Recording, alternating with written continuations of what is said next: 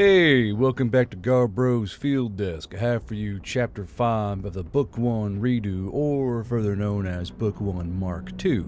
Like, subscribe, comment down below, join the Discord, follow me on X, yada yada. Let's get to the actual reason why you're here.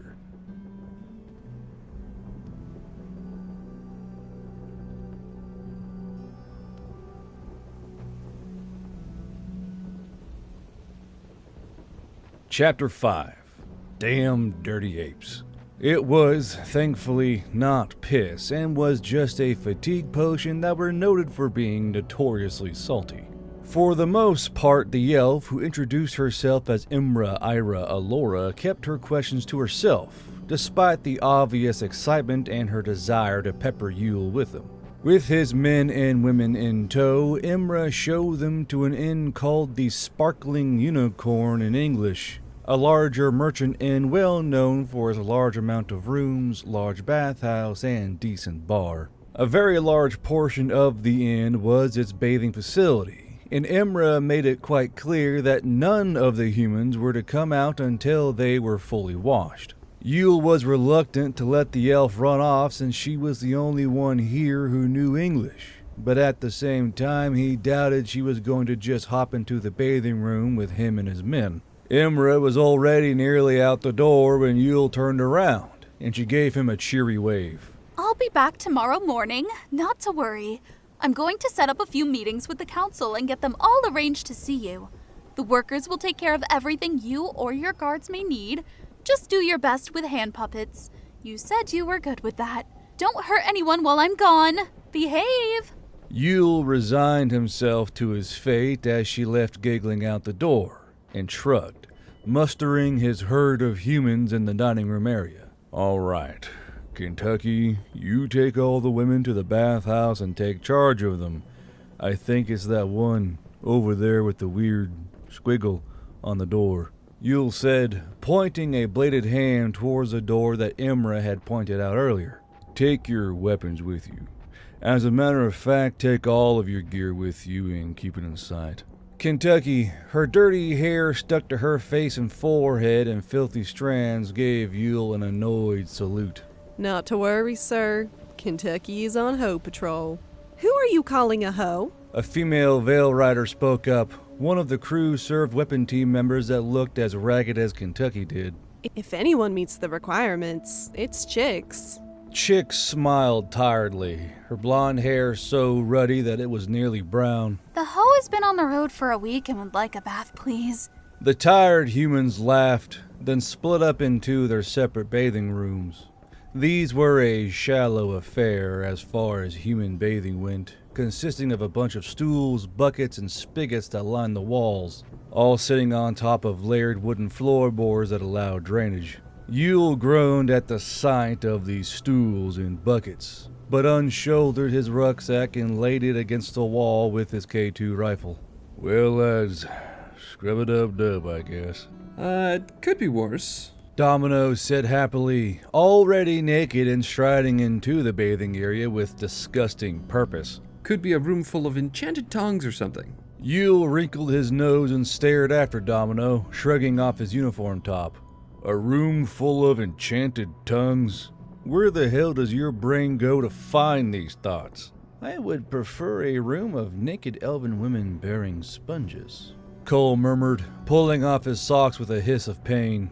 Big old elven biddies, glasses of wine, room of bubbles and girlish giggling. McCormick slowly raised his head, halfway through unbuttoning his pants.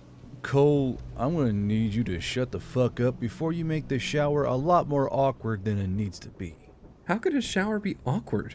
Domino asked, fully facing the rest of the male Veil Riders as he pulled on a rope and splashed his fully naked body with hot water. Yule looked on with both horror and an odd admiration in how little of a fuck Domino could give, but just shook his head as he pulled off his pants. It took some scrubbing and a lot of switching around due to the size of the bath, but eventually all male members of the Veil Riders were scrubbed clean, now smelling of rustic soap and whatever the hell they had put in the water. Yule had to send in an elven attendant to go fetch the female members of the Veil Riders, as they had apparently fallen asleep in the soaking tub. According to Chicks, Kentucky nearly drowned the first time she had fallen asleep in the hot water, and someone had wrapped an inflatable neck pillow around her so that it was way less likely. With their sore muscles numbed with hot water and freshly cleaned of nearly a week of traveling on the road and sleeping outside, the Veil Riders retired to their allotted bunk rooms. Each room held 10 people with racks for storage, and the soft mattresses of round berry fluff didn't even have time to be admired before the humans were asleep. Yule wanted everyone to fully sleep with no watches, but made sure that every door was barred from the inside with jams, that way no one could sneak inside. With his men and women secure, as well as their gear, he was the last to fall asleep, the darkness coming for him as soon as he had slowed his breathing on the soft bed. Morning came fast, far too fast, and Yule jerked awake with a snort, having been curled up under the soft blankets as the rising sun hit his eyes. He blinked, bleary-eyed, but willed his body upwards like the dead struggling to rise from a coffin. When he had dressed and woken up a few of the other Veil Riders to make sure they saw to the rest of the troop, Yule walked down the stairs of the inn to be greeted by Imra waiting for him at a dining table. He would have been annoyed, but he was still too tired and he smelled food being cooked in the kitchen.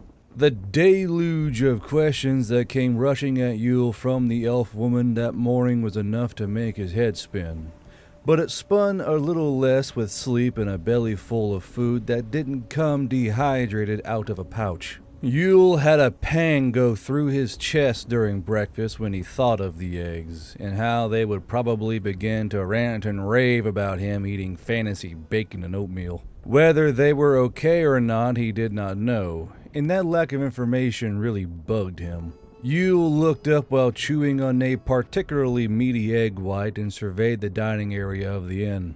He had dabbled in a little tabletop role-playing back in his youth, and he had always wondered what a fantasy inn would look like. He was both surprised, yet disappointed at how normal it all looked. Even if an elven woman was yapping into his ear, and a dwarven man was angrily addressing the state of his bacon. The Sparkling Unicorn was a fantasy tavern through and through, though, from the wooden floorboards, kegs that lined the wall, and even to the multiple animal heads that ringed around the walls near the ceiling. Why they were chosen to stay here, Yule didn't know. He had an idea that it had something to do with their unit patch, but was more than happy to accept the bed and free chow. What he did not like was the lack of plumbing, something that every Veil Rider was coming to grips with. Pooing in a hole in the woods is one thing. Having a special pot for your deposits was another. Then knowing you had to carry your own special soup down to a special hole to dump it was a truly otherworldly experience. Yule heard Imra spooling back up for a long question, and he forced his mind to pay attention as he slurped at his mug of ale. And it's all just so funny, you know.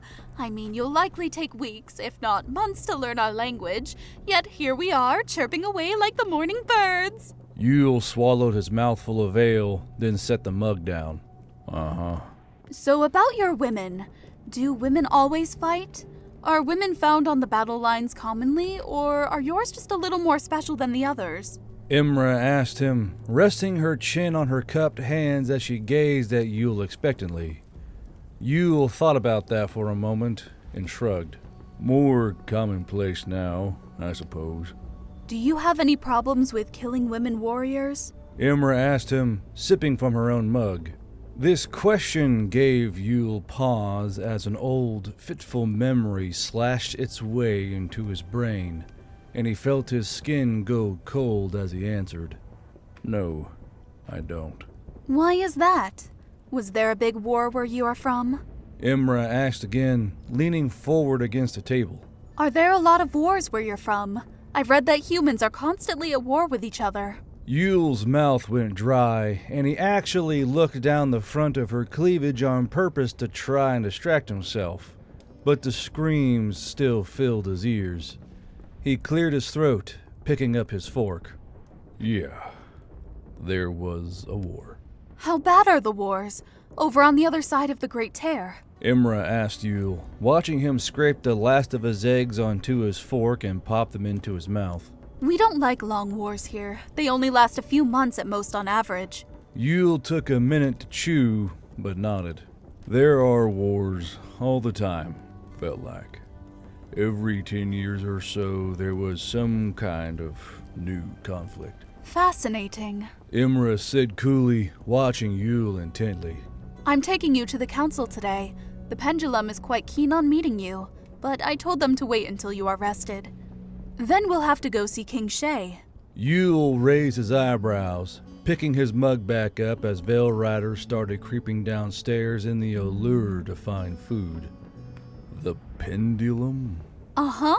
Imra said with a bright smile, picking up a pitcher and refilling Yule's mug. They work together with the Rendon Nung, the Valley Elf royal family that are the actual rulers of these lands. King Shay owns it all, of course. Which are called the Broken Kingdoms?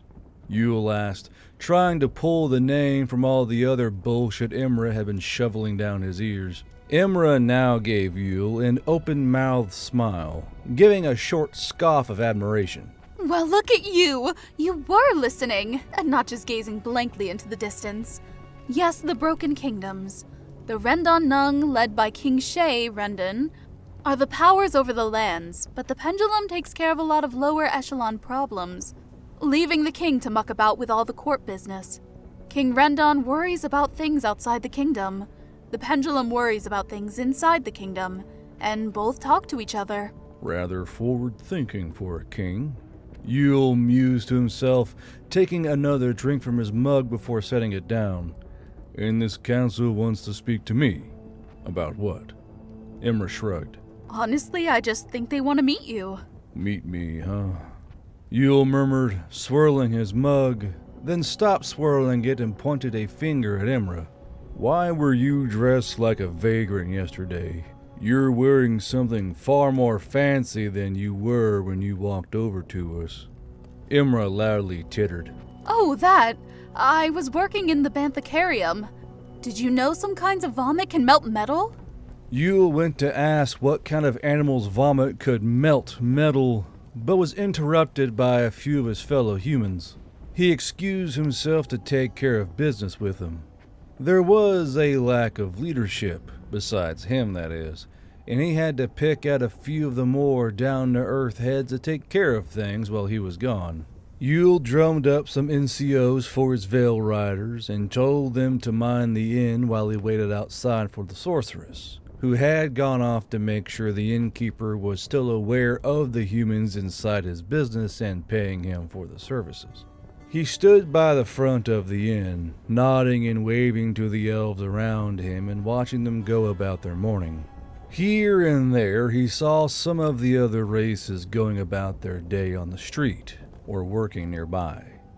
There were free folk here, a mixed melody of dwarves, giant types, which apparently translated to Goliaths via the amulet, folks with strange horns on their heads, and even a few harpies clicked their way here and there along the road, busily speaking to their friends in their short, chirpy language. I wonder how smug that Monster Musu guy will be when he learns he was right about harpies. Yule said aloud to himself, idly chewing on a piece of what tasted a lot like rye bread. Who is Monsmusu? Is he a great warrior too? Imra asked, having stalked her way behind him from a hidden alleyway beside the inn. She had leaned forward and poked her head around the corner, spooking the absolute hell out of Yule. He swatted at the air around her with his hands, sending his bread spiraling into the street. The mohawked rat that grabbed it squeaked, quite pleased with itself as it ran back to safety. Fuck's sakes, don't do that! The last thing I want to do is draw an accident and send people scattering.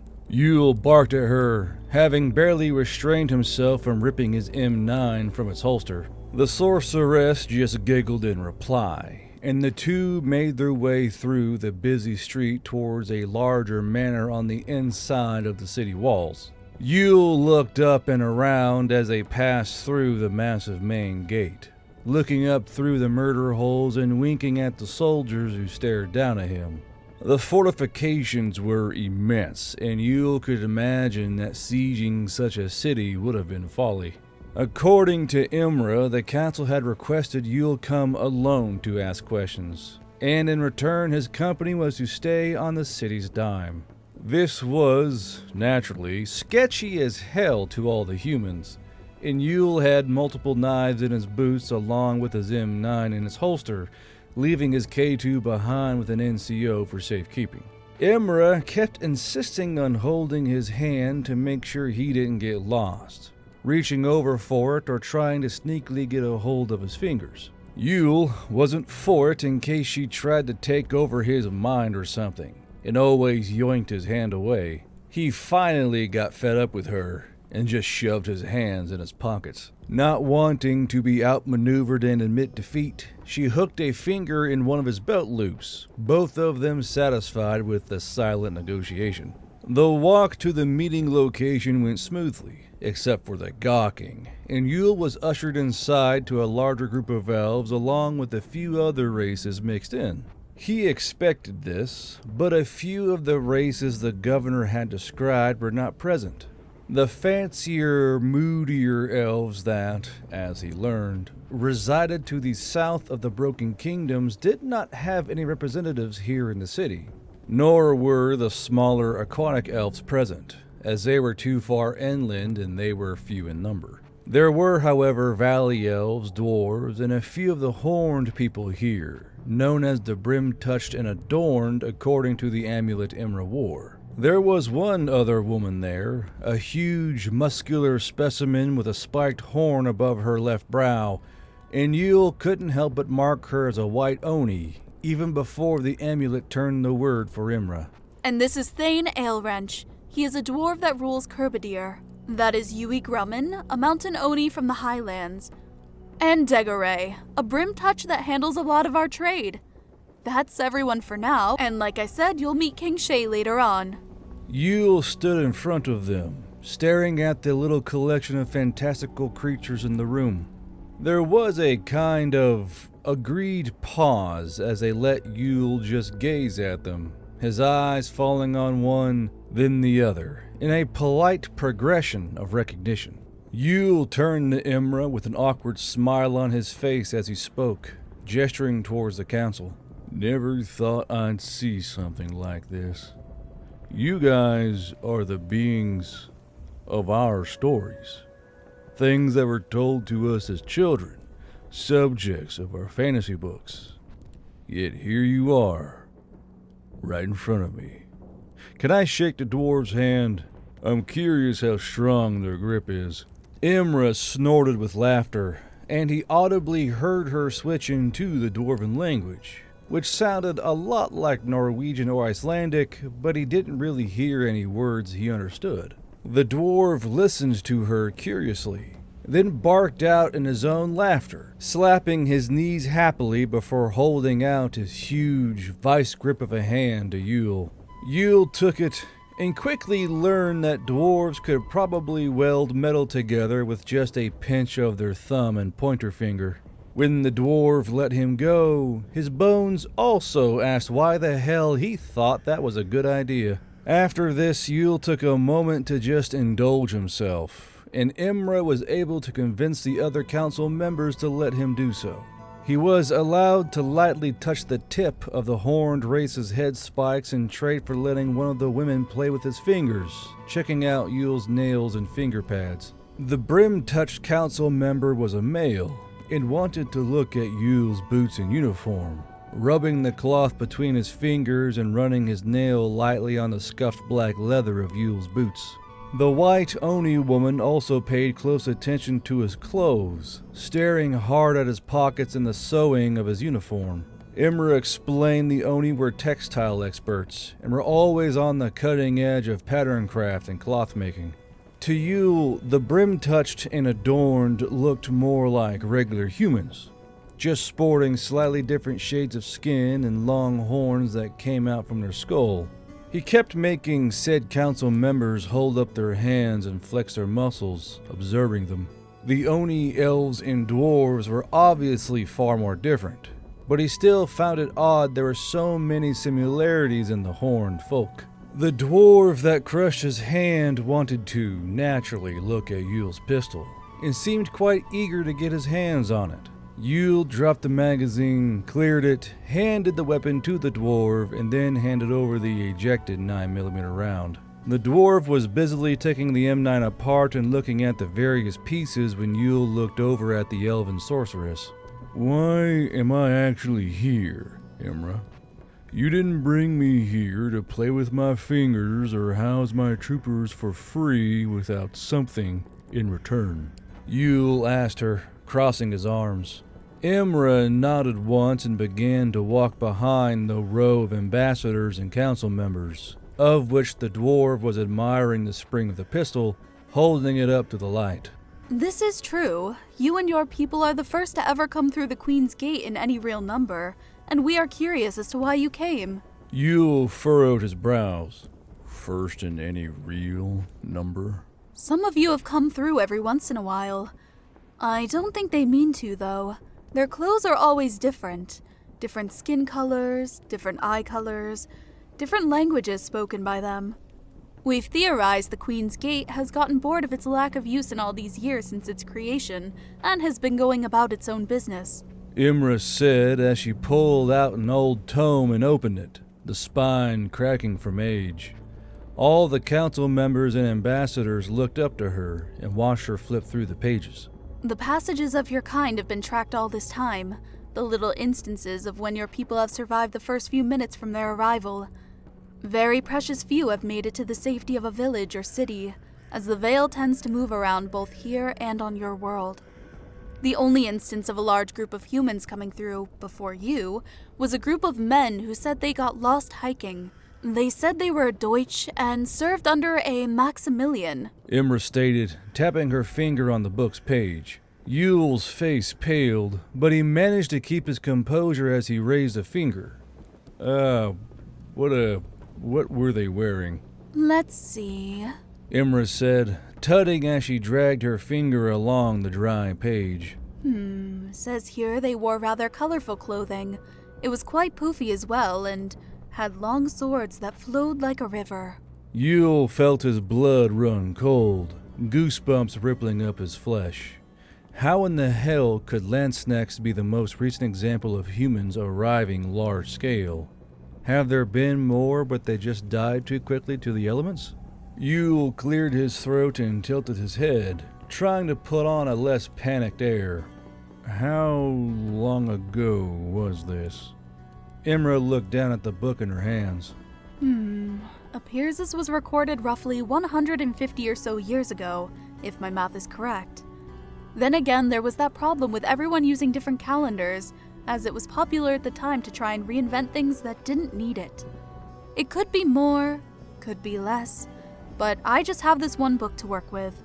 Yule reeled mentally, reacting bodily to the news and taking a few steps backwards, his arms unfolding and coming out before him. Yule's mind raced with thoughts. That was over, 500 or 600 years ago when the landsnakes worked under Maximilian? What kind of wormhole madness was going on? Yule turned back to Imra, placing his hands together and pointing them at her. They were soldiers.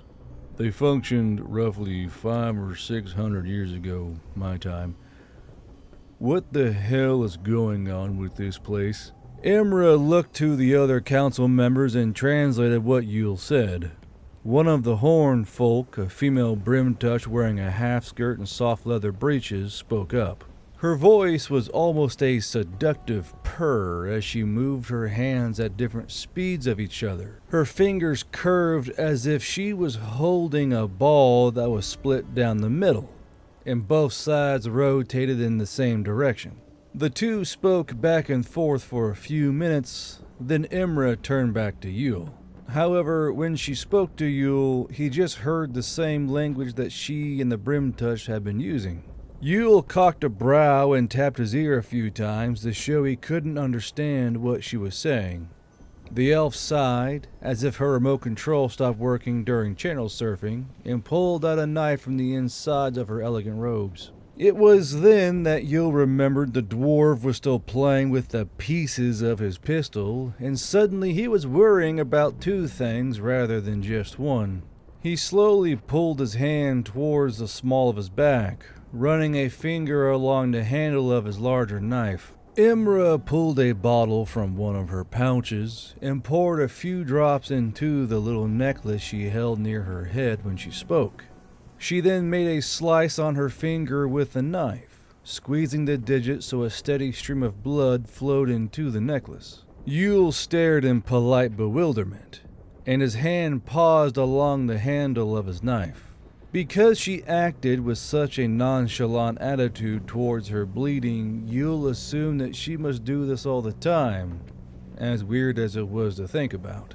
Imra licked her finger and then stuck it in her mouth, shaking the necklace in her other hand as if she were getting a pot of paint prepped. When she was satisfied the mixture was shaken enough, she held it back near her forehead and went to continue talking to Yule. He, however, held up his hand, stopping her with a look. She looked surprised and raised her eyebrows in response, her words faltering and causing the other council members to look between them both, confused. Yule bobbed his head forward slightly while rolling his hands, but when he got no response, he turned up his hands in a questioning motion.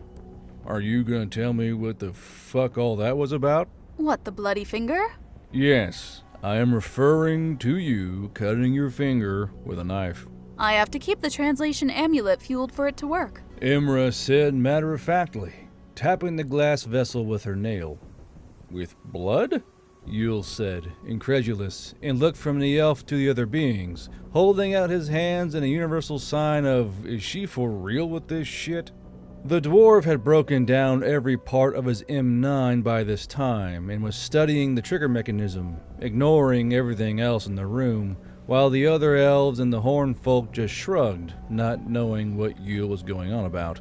Imra, however, just giggled and patted Yule on the shoulder. That is how magic works here. You either need Dwarven Agni Umingi. The dwarf held up his fist in a cheering type motion as he squinted at the extractor of the M9. All while speaking quietly to a female dwarf behind him, her long sideburns braided with steel wire. Or you need good quality blood to power magical artifacts and cast spells of power. Yule was dumbfounded, eyes held wide at her as she continued. Anyway, Miss Amwan here said her people have been working with the Oni, and have a theory that our worlds work on different planes, like a wheel that has been split in two and both rotating independently in the same direction. Imra said, pointing to the Oni and then to the Brimtouched. Imra faltered for a moment, taking the amulet away from her head to ask the breeches-wearing Brimtouched a few questions, and when Miss Amwan replied, Imra placed the amulet back to her head. Yours spins faster than ours, causing time to stretch between the two sides of the gate. She says to pretend there are two dots on the two halves of the wheels.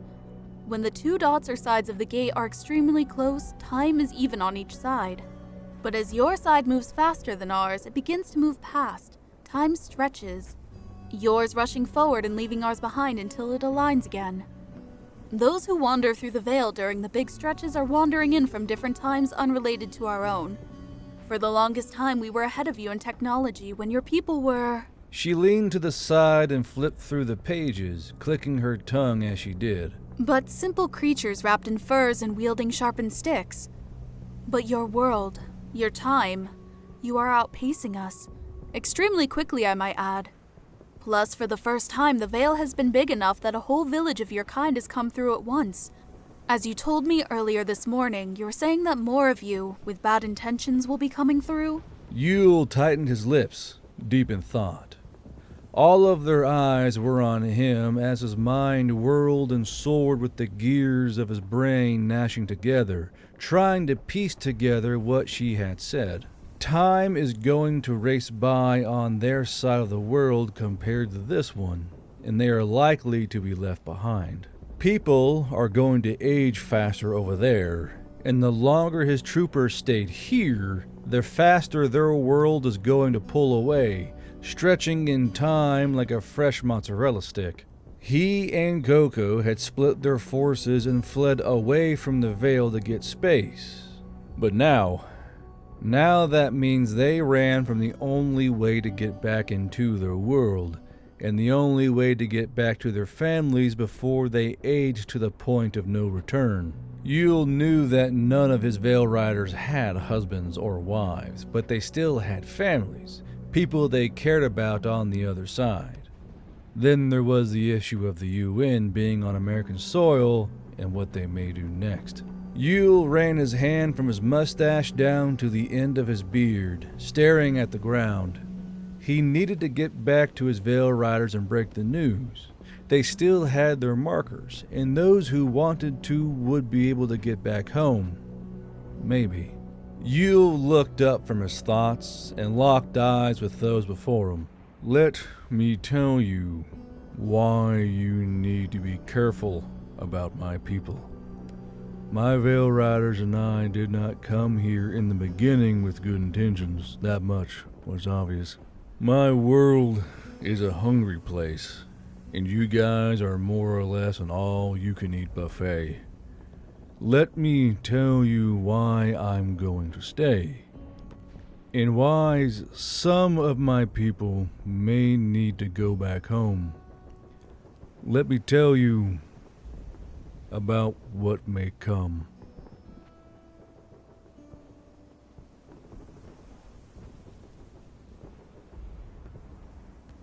Some hours later, Yule opened the door to the sparkling unicorn and skulked in, closing the door behind him to keep the deafening cacophony inside from stunning those outside.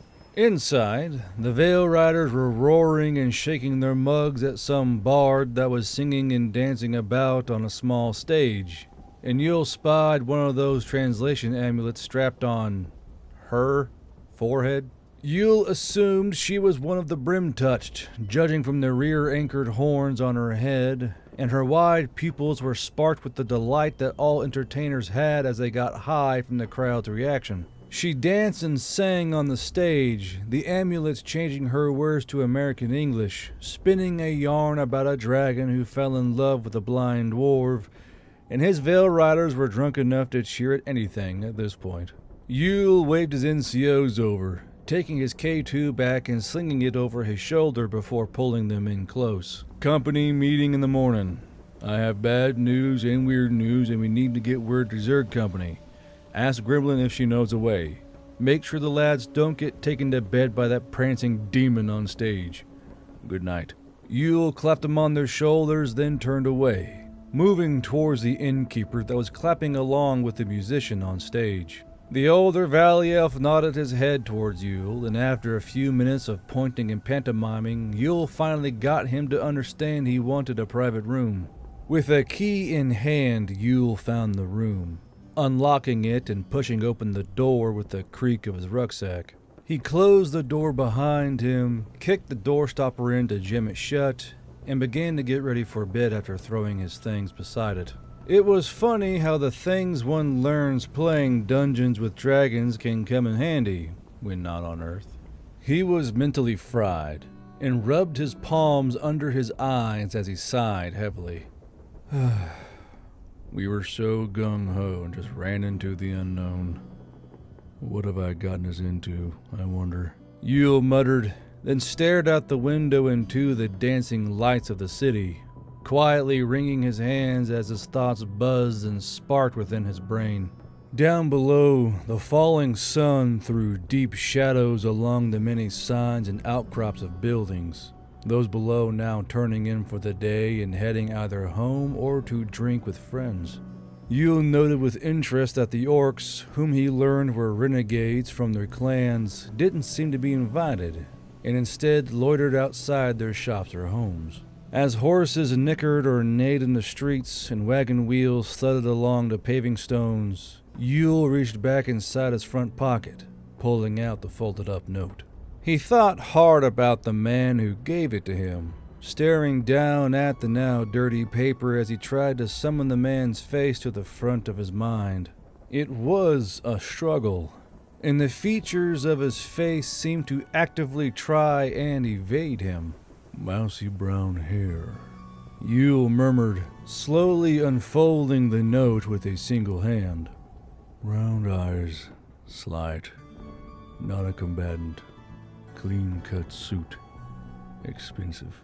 Yule looked down at the note as he opened it, letting his eyes once again flow over the words as he spoke them. Resist at all costs. Keep the world free. Free from whom?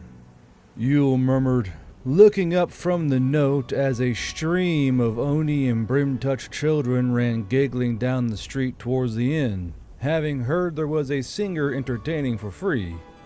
Resist to what degree? Yule stared out the window at the city streets, watching the light fade from the world and hundreds of candlelights fill the windows he could see, unmoving from his position by the window. It wasn't until the noise downstairs slackened and the soft winking of candles being snuffed out that Yule folded the letter back up, placing it down onto the side table as he took off his uniform.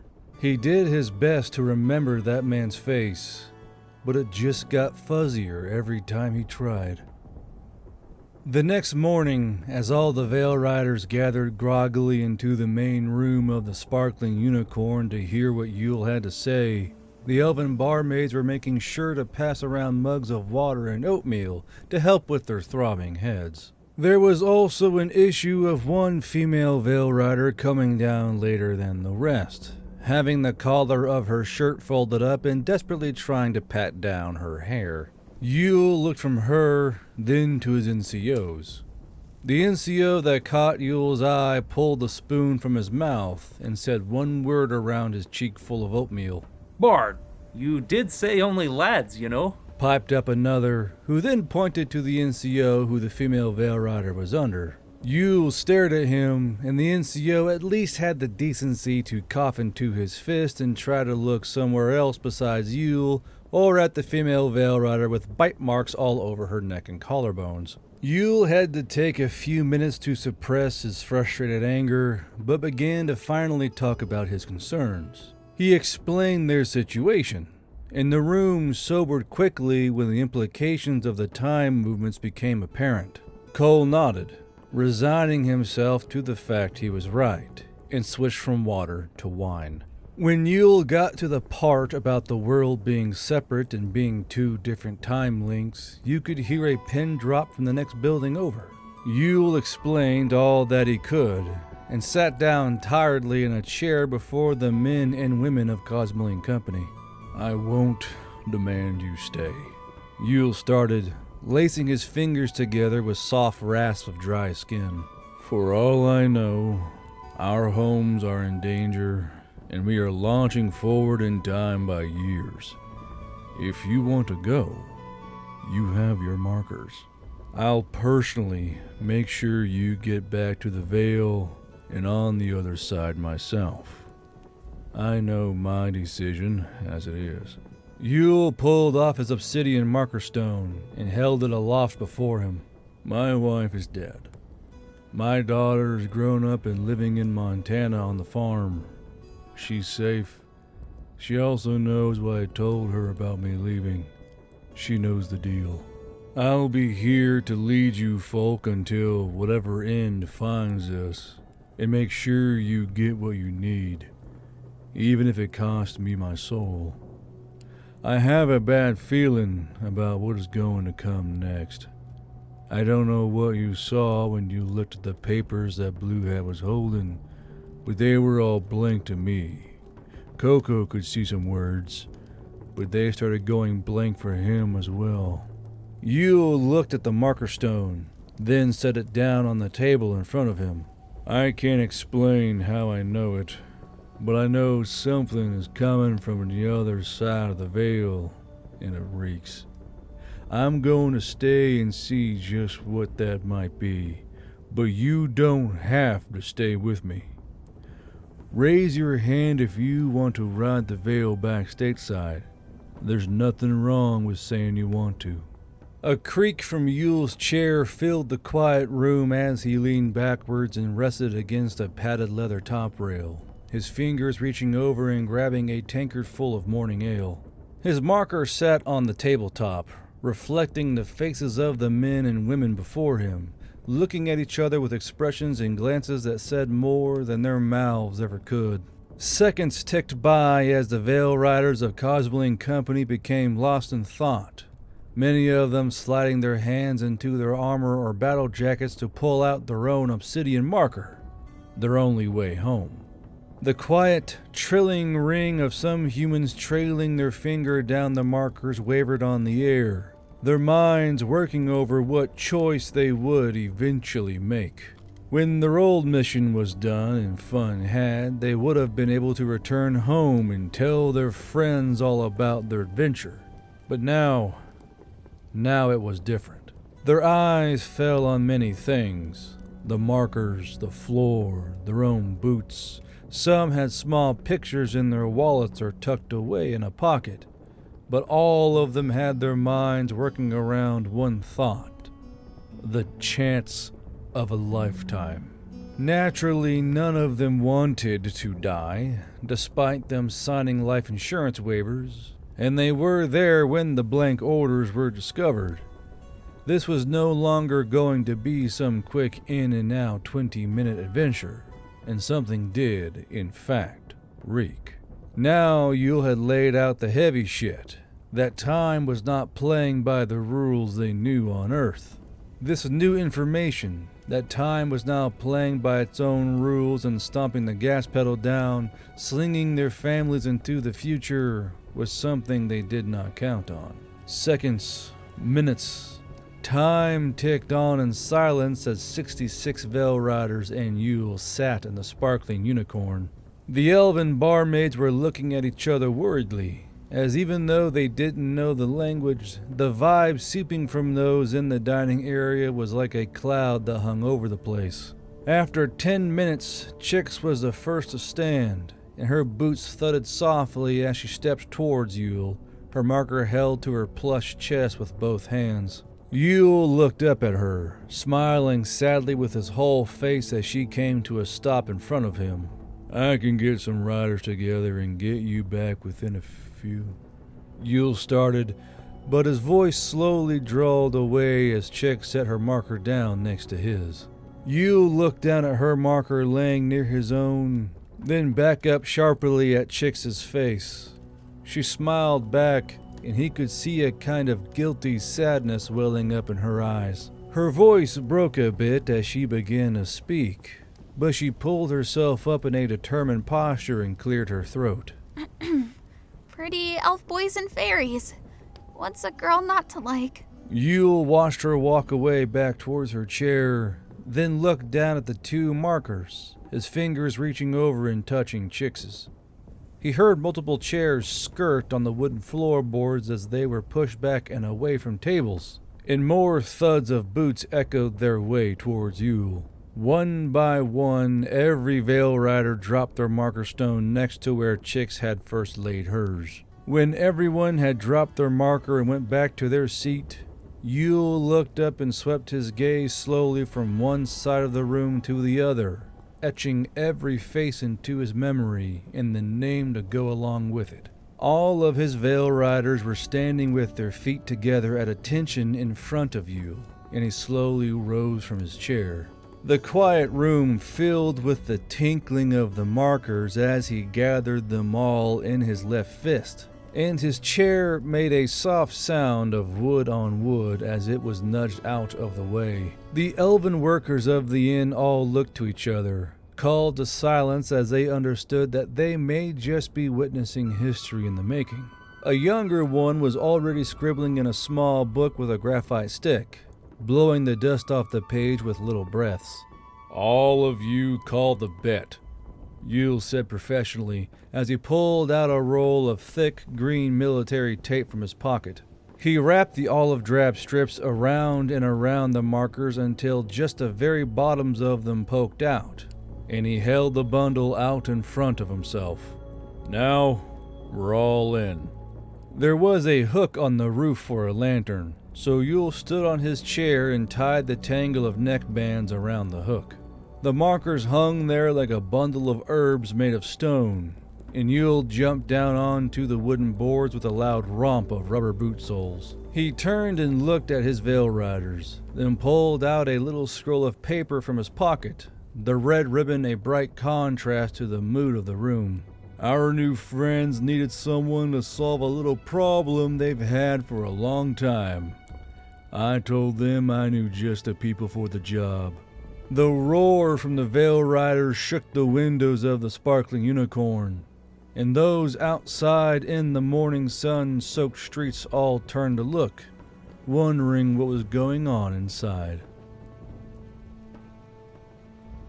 And that's the end of Chapter 6 of the Veil Rider Book 1 Mark II. If you like this story and other stories like them, be sure to like and subscribe to the channel of Guard Bros Field Desk. Join the Discord, follow me on X, join the coffee, and become a member. Members get teasers to chapters, they see art on the Discord before anyone else, they get discounts on stuff on the coffee, all kinds of fun stuff. And plus, I read out your name.